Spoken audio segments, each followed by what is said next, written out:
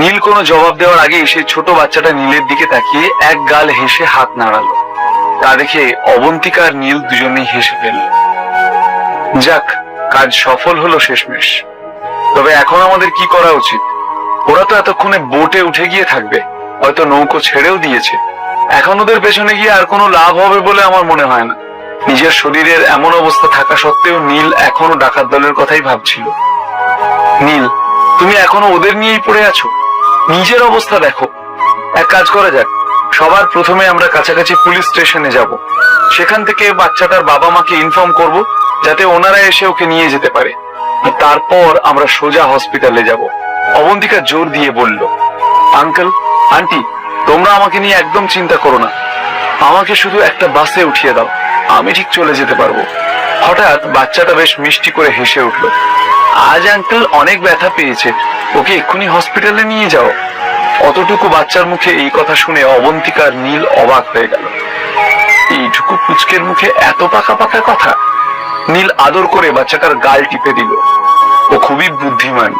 অবন্তিকা একটু হেসে বলল, তুমি ওকে সাথে নিয়ে যাও অবন্তিকা।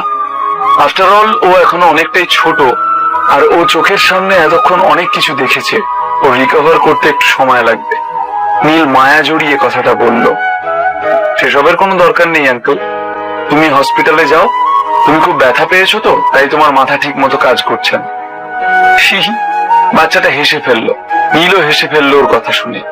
এরই মধ্যে অনেকগুলো পুলিশের গাড়ি এসে দাঁড়ালো, আর সাথে সাথে গাড়ি থেকে নেমে অবন্তিকার দিকে এগিয়ে এলো কয়েকজন পুলিশ অফিসার। সরি ম্যাডাম, আসতে একটু দেরি হয়ে গেল। স্যালিউট ঠুকে খুবই নম্রভাবে একজন পুলিশ বলল। সরি দিয়ে কি করব? ডাকাতদের ধরতে পারবো? তোমরা আসতে এত দেরি করলে যে ওরা চোখের সামনে দিয়ে পালিয়ে গেল। অবন্তিকা রাগে চেঁচিয়ে উঠল। Sorry madam. সব পুলিশ নিজেদের মাথা নিচু করে সেখানে দাঁড়িয়ে রইল।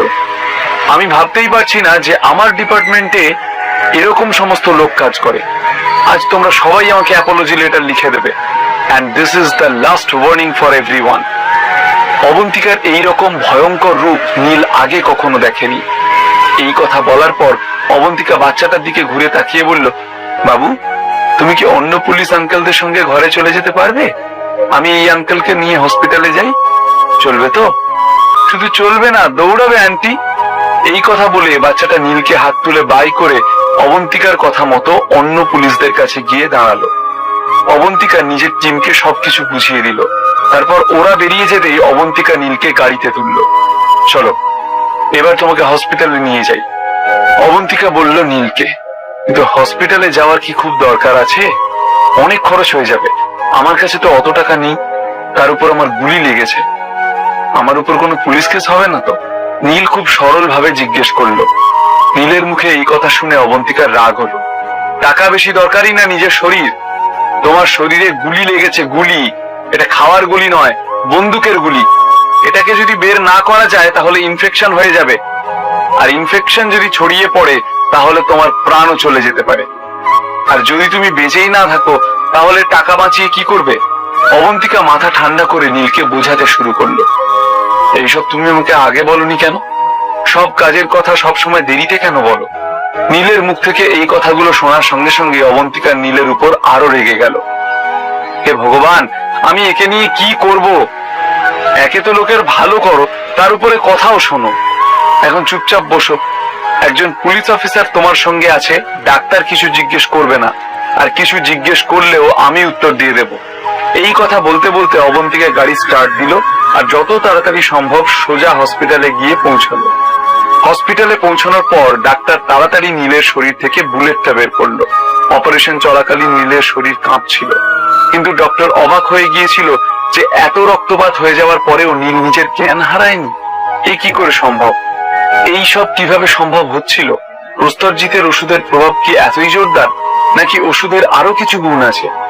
কি হবে এরপর? ওদিকে শেয়ার মার্কেট স্টেবিলাইজ কিভাবে করবে নীল? শেষ পর্যন্ত কে জিতবে, নীল নাকি রায়চৌধুরী পরিবার? ডাক্তাররা নীলের কাঁধে লাগা গুলিটা বের করে দিয়েছিল, কিন্তু খুব বেশি রক্তপাত হওয়ার কারণে ডাক্তার অ্যাডভাইস করলো যে নীল আজকের রাতটা যেন হসপিটালেই কাটায়, যাতে ডাক্তাররা তাকে অবজার্ভ করতে পারে, কারণ দরকার পড়লে তাকে রক্ত দিতে হবে।